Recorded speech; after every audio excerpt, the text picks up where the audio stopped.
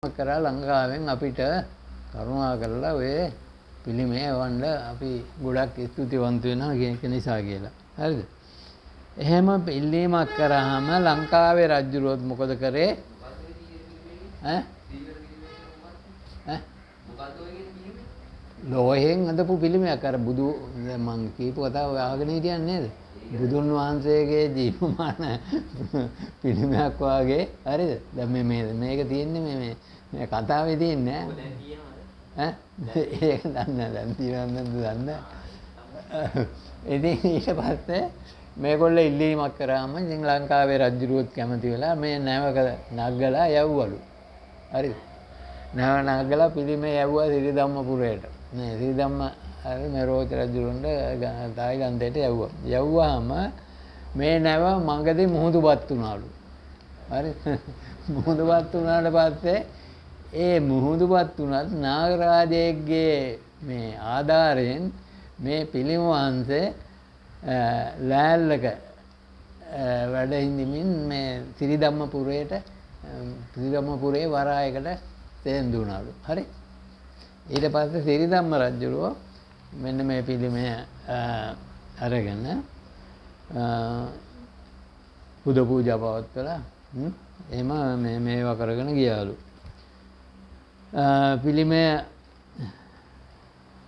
සිරිධම්මපුරේ වරායට සම්ප්‍රාප්ත වුණා. රජතුමා මේ සිරිධම්මපුරයට වරායට සම්ප්‍රාප්ත වෙනකොට රජතුමා මේක හීනෙන් දැකලා තියෙනවා අර පිළිමේ වැඩියා කියලා. හරිද? දැකලා ගිහිල්ලා හරිද? දැකලා ගිහිල්ලා ඒක බාර අරන් රෝච රජුරුන් දුන්නා. රෝච රජුරුව සිරිධම්මපුරේට වැඩමවාගෙන පුදසත්කාර දැක්වුවා. දැන් මෙතෙන්දී අපේ පරණ විතාන සූරීන් කියනවා මේ ඒ කාලේ ඉඳලා මේ ඓතිහාසික තොරතුරු කියනවානේ මේ පුරාවිද්‍යා සාක්ෂි අනුව මේ අහවල් එකයි කියලා. දැන් එයා කියනවා මේ සිරිධම්ම රාජ්‍යරුව කියලා අපේ ලංකාව ආක්‍රමණය කරා චන්ද්‍රබානු කියලා විදේශික රජ කෙනෙක්. හරිද? එක්තරා කාලයකදී චන්ද්‍රබානු ඒ චන්ද්‍රබානු කියන්නේ මේ සිරිධම්ම කියන රජතුමා විය හැකියි කියලා කවුද මේ අනුමාන කරන්නේ මේ සෙනරත් පරණ විතාන සූරීන්. හරිද? ඉතින් ඊට පස්සේ දැන් මේ රෝච රජුරෝ මං හිතන්නේ ආගමට හුඟක් ලැබි කෙනෙක්. මෙයා මේ බොහොම මේකට පුද සත්කාර කරමින් පවත්වාගෙන ගිහිල්ලා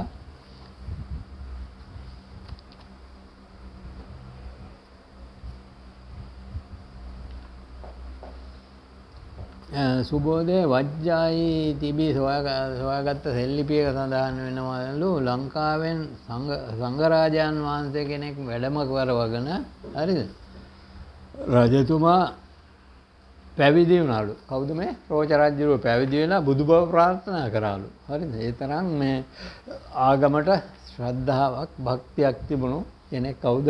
රෝච රජුව. ඊට පස්සේ ලංකාවෙන් බෝධි අංකුරයකුත් ගෙන්නගෙන ඒ රෝපණය කරයි කියලා ඉතිහාස මොකද සඳහන් වෙන්නේ? මොන ග්‍රන්ථයේද? දිනකාල මාලනී. දිනකාල මාලනී ග්‍රන්ථයේ සඳහන් වෙන්නේ. මොකද ඊට පස්සේ කිතුවත 1015 දී පමණ වෙන්න චීන එතකොට ඊට පස්සේ චීන බලය ව්‍යාප්ත වුණා. චීනේ උඩම දැන් ඔය බ්‍රිතාන්‍ය අධිරාජ්‍යයට පස්සේ ලෝකේ බලය පතුරවපු රාජ්‍යය තමයි චීන රජය. චීන රජය ඒ කාලේ හරි විශාල රාජ්‍යයන්. ඔය මියන්මාරයේ ඔය තායිලන්තේ ඒවා මේ යටත් කරගෙන හිටිය කාලයක්. එතකොට මේ චීන පසු කාලීනව මේ 1425න් පස්සේ වෙනවන ඒ කාලේ වෙනකොට චීන රාජ්‍ය ව්‍යාප්ත වුණා. ව්‍යාප්ත වුණාම මේ චීනේ මේ බුදුදහම මේ ඔයද මියන්මාරයේ තායිලන්තයේ පිරිහීමකටපත් වුණා මේ චීන බලය ව්‍යාප්ත වීම නිසා. චීන අධිරාජ්‍ය ව්‍යාප්ත වෙලා ගිය නිසා. මේ කාලේ නම්බිසිපුරයේ වැඩවිසු නම්බිසිපුර කියලා ඒ ප්‍රදේශයේ වැඩ වාසය කරපු මහා ධම්ම ගම්බීර මහා මේදංකර මහා ඥාන මංගල මහා සීලවංශ මහා සාරිපුත්ත මහා රත්නාකර මහා බුද්ධසාගර ඔක පොතේ තියෙනවා තමයි කියන්නේ. කියවගෙන යන්නකො එතකොට තේරෙයි. කියන මේ භික්ෂූන් වහන්සේලා ඇතුළු මහතෙරුන් 25 නමක්ද මහා ඥාන විසුද්ධි ප්‍රමුඛ තෙරුන් වහන්සේලා 8 නමක්ද ලංකාවට වැඩම කළාලු. ලංකාවට වැඩම කළා මං හිතන්නේ මේ වැඩම කරලා කැලණියේ වනරත්න මහා ස්වාමීන් වහන්සේ වෙත හිඳමින් පැවිදි පිළිමින් ධර්මය හැදෑරුවා. ඒක චීන අධිරාජ්‍ය නිසා තායිලන්තයේ බුදුදහම පිරියමින් තිබුණු නිසා මෙන්න මේ ස්වාමීන් වහන්සේලා මහා ගම්බීර, මහා නේදංකර, මහා ඥානමංගල, මහා සීලවංශ, මහා සාරිපුත්ත, මහා රත්නාකර කියන මේ භික්ෂූන් වහන්සේලා ලංකාවට වැඩම කරලා ලංකාවේ වනරත්න මාහිමි.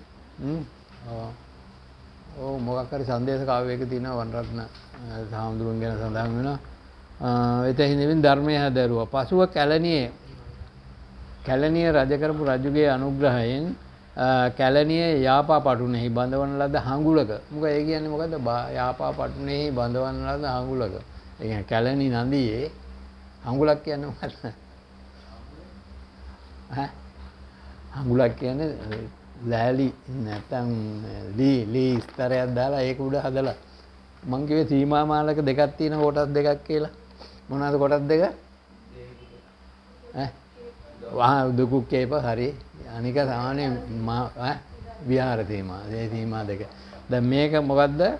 මේ හදලා තියෙන්නේ උදකුක්කේප එකක්. මේ හඟුලක යාපාපට්ටුනේ කැලණි නදියේ යාපාපට්ටුනේ හදපු මේකට අපි කියන්නේ උදකුක්කේප කියලා.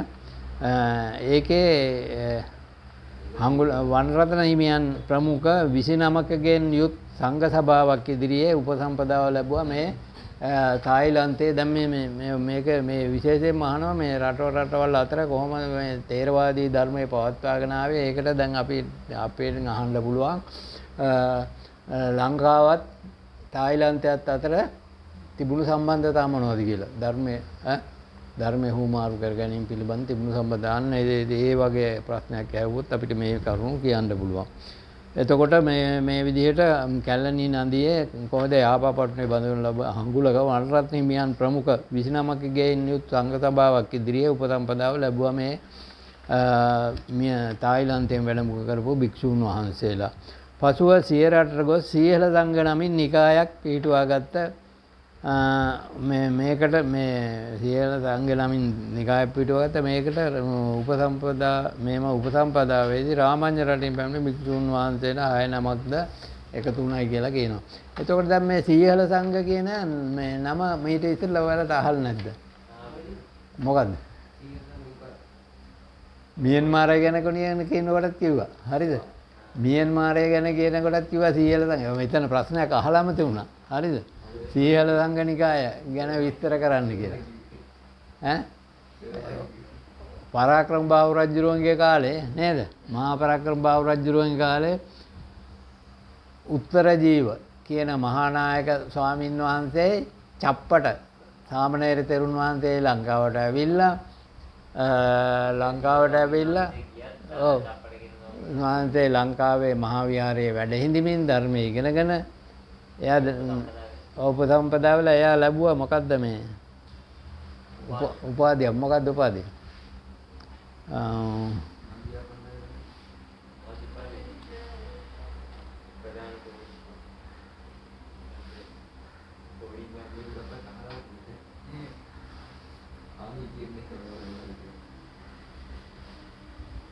සද්ධම්ම ජෝතිපාල. හරිද? සද්ධම්ම ජෝතිපාල කියලා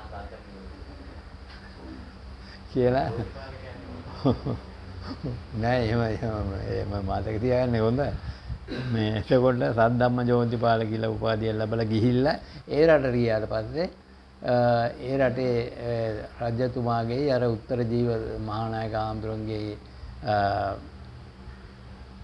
ආධාර උපකාර එහෙම නැත්නම් අනුග්‍රහයෙන් එහෙ හිටපු භික්ෂුන් වහන්සේලා කොයිද මියන්මාරයේ ගැන අපි මේ කියන්නේ. ඒ හිටපු භික්ෂුන් වහන්සේලා නැවතත් උපසම්පදා කරා.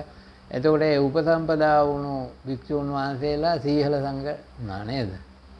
ඔව් සීහල සංගුණ උපසම්පදා නොවුණු භික්ෂුන් වහන්සේලා මරම්ම සංඝ කියලා නිකාය දෙකකට බෙදුණා. සීහල සංඝ මරම්ම සංඝ. ඉතින් මෙන්න මෙතන දැන් මේ තායිලන්තෙත් ඒ වගේ සිද්ධියක් තමයි වුනේ. හරිද? මේ චීන බල ව්‍යාප්ත වෙද්දී මේ තායිලන්තයේ ආගම පිරිහිලා මේ ඒ වෙලාවේ ඇවිල්ලා මේ කැලණියේ මහා ස්වාමීන් වහන්සේගේ අනුග්‍රහයෙන් මේ අර කැලණි නදියේ නේද? යාපපට්ටුනේ බඳවන ලද හංගුලක ඒ කියන්නේ උදකුක්කාප සීමාවක වනරත්න හිමියන්ගේ සහ මේ 29කගේ ප්‍රමුඛත්වයෙන් හිටපු සංඝ සභාවක් ඉදිරියේ මේ පැමිණි භික්ෂුන් මේ වහන්සේලා අපි කිව්වා මහා තෙරුන් වහන්සේ 29ක්ද මහා ඥාන විසුද්ධි තෙරුන් වහන්සේ 8 නමක්ද ඒ කියන 28 නමක් වැඩම කරයි කියලා.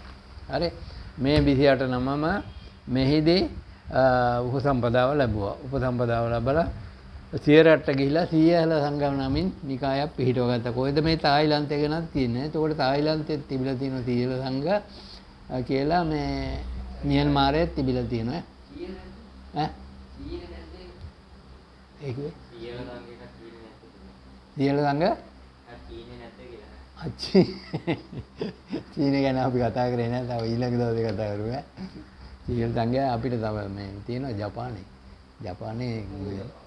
ජපානයේ අපි ඒ දවස් ඒක ටිකක් එක ජපානයේ තියෙනවා මේ ආගමික මහායානයේ පොඩි වැදගත් තැන් තියෙනවා ප්‍රශ්න අහන්න පුළුවන්. එකක් දෙක කතා කරනවා. එතකොට මේ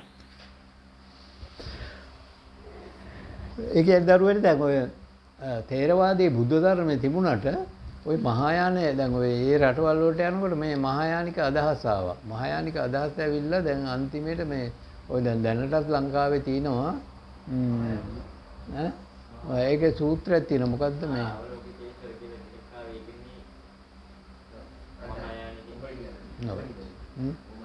මා ඒක අපි මේ ධර්මාචාර්ය විභාගයේදී කරන පැහැදිලිවම කරමු ඈ. ඒකේ තියෙන අමිත බුද්ධා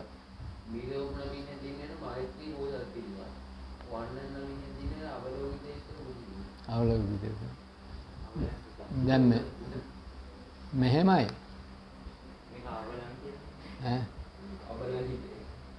හරි අපි ඒක පැහැදිලිව කරමු මේ ධර්මාචාර්ය විභාගය කරද්දී මොකද්ද මේ මහායාන කියන්නේ කියලා. ඊට පස්සේ දැන් ඔන්න මේ සීහල සංඝ නමින් මේ කොහෙද